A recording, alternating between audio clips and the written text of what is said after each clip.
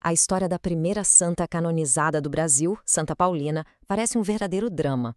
É claro, uma história de fé, mas é também uma história de muito conflito, de resiliência e de uma mulher que foi deposta, humilhada e exilada pela própria igreja que ela dedicou a vida inteira para servir. Pois é, vamos mergulhar nisso. A pergunta que vai guiar a gente aqui é exatamente esta: como isso pôde acontecer? O que leva uma instituição a se voltar contra uma de suas figuras mais dedicadas e importantes? É um mistério que, na verdade, revela muito sobre poder, sobre humildade e sobre o que realmente significa a santidade. E olha, o conflito não era nada sutil. Essas foram as palavras exatas que o arcebispo de São Paulo usou para descrever Madre Paulina em seus relatórios.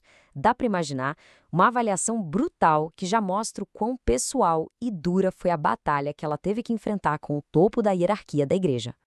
Para a gente entender essa história toda, vamos começar pelo clímax, pelo ponto mais dramático da vida dela. O momento exato da sua queda. O fato é esse, direto e chocante. Ela foi removida do cargo de superiora geral, a líder máxima da congregação que ela mesma tinha fundado. Na prática, ela foi silenciada e afastada de tudo. Foi um ato extremamente severo que marcou o início da sua aprovação mais profunda. Mas para entender a queda, a gente precisa primeiro entender a ascensão. E a história de Santa Paulina não começa aqui no Brasil, não. Começa bem longe, no meio de uma crise na Europa. Aqui está um resumo rápido do começo de tudo. Ela nasceu Amabile Visintainer, lá na Itália. Chegou ao Brasil com apenas 9 aninhos de idade e 15 anos depois já estava iniciando a obra que definiria toda a sua vida. Uma trajetória totalmente moldada pela imigração e pela necessidade. A vida dela foi, desde o início, forjada em dificuldades extremas. A região de Trentino, onde ela nasceu, estava em colapso econômico. A viagem para o Brasil foi feita em navios superlotados, em condições terríveis. E quando chegaram aqui, não havia nada. Ela e a família tiveram que, literalmente, desbravar a mata para construir um lar. Nesse cenário todo, a fé não era um luxo, era uma ferramenta de sobrevivência. E foi justamente dessa realidade tão dura que nasceu a vocação dela. Não de um jeito abstrato, teórico, mas como uma resposta direta e muito prática ao sofrimento que ela via ao seu redor. A fé da Paulina era, acima de tudo, pragmática. Sabe, ela não via a religião como algo para ser só contemplado, mas como uma força para a ação. Se alguém estava sofrendo, a resposta era agir. Simples assim. E essa fé dela se manifestou de uma forma muito concreta. A congregação não começou com um grande plano, com um decreto da igreja, nada disso. Começou com um ato de compaixão por uma única pessoa. Ela e umas amigas se mudaram para um barraco que eles chamavam de hospitalzinho para cuidar de uma senhora doente que tinha sido abandonada. Foi dali, daquele gesto simples, que a obra toda nasceu e começou a crescer. E foi em 1895 que Amabile se tornou oficialmente a Irmã Paulina. E o nome que ela escolheu, do coração agonizante de Jesus, diz tudo, né? Era uma declaração de missão. Se identificar com o sofrimento para poder servir aqueles que sofrem. Só que com o crescimento da congregação veio o reconhecimento, mas também a atenção da hierarquia da igreja. E isso nos leva de volta ao conflito central da nossa história. O ponto de virada foi a mudança para São Paulo. A congregação, que nasceu num ambiente rural de imigrante, foi chamada para ir para a maior metrópole do país. Lá, elas assumiram o cuidado de órfãos e de filhos de ex-escravos. Elas mergulharam numa realidade social muito mais complexa e, o mais importante, entraram na órbita do poder institucional da igreja. E aqui a gente vê o verdadeiro choque de mundos. De um lado, a visão da Paulina, uma caridade de base, liderada por uma imigrante que confiava na providência divina para tudo.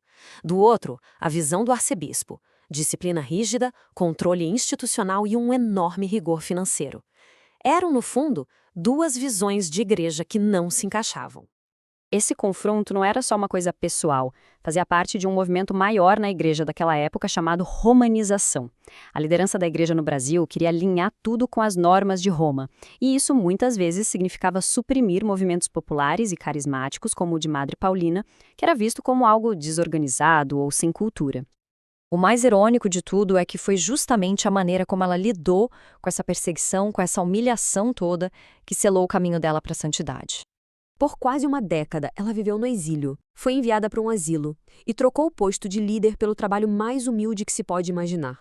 Cuidar dos idosos, limpar feridas, lavar roupas, e as testemunhas dizem que ela nunca reclamou ou criticou a decisão do arcebispo. Ela transformou a humilhação num ato espiritual de obediência e esvaziamento de si mesma, a chamada kenosis. E quando ela finalmente pôde retornar, uma nova aprovação, talvez ainda mais dura, a aguardava. A saúde dela se deteriorou terrivelmente.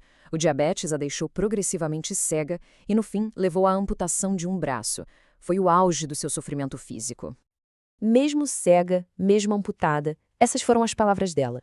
É uma demonstração de uma força interior, assim, inabalável, que continuava a inspirar todo mundo ao redor dela.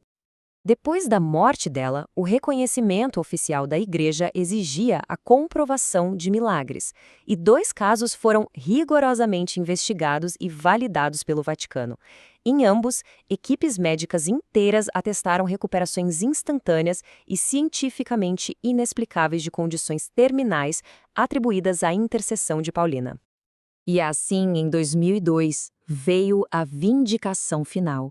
A mulher que um dia foi chamada de incapaz e histérica por um arcebispo foi elevada à honra máxima da Igreja, reconhecida como um modelo de santidade para o mundo todo.